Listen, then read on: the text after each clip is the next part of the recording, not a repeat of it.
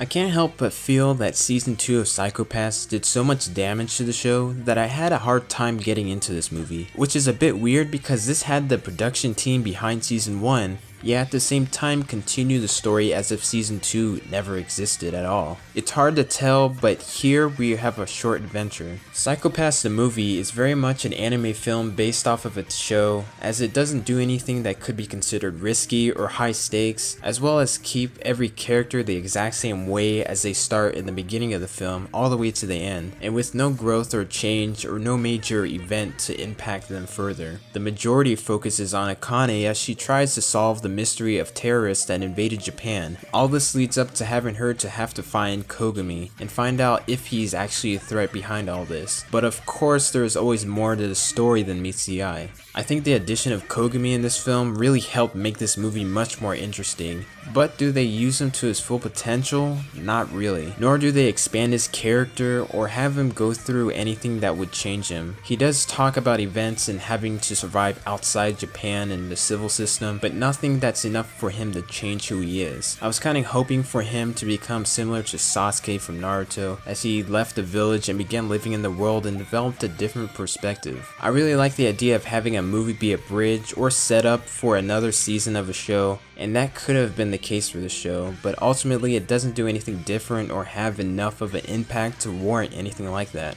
I do think that keeping Kogami outside and away from Akane does really make her character less interesting, and I wish they had written a way for him to return as an enforcer, just so he can return again in the future seasons. Psycho-Pass the movie is a fine movie, and it is worth checking out if you've seen the series. I would only recommend this as a rental though, as I don't really see much appeal of the movie after one viewing. I do find this world interesting and would hope they would continue to explore it in the future. So have you seen Psycho-Pass the movie, and what do you think about it? And especially, how do you feel about the series, and do you think they should continue on with it? Leave your comments down below, and until then, see you on the next video.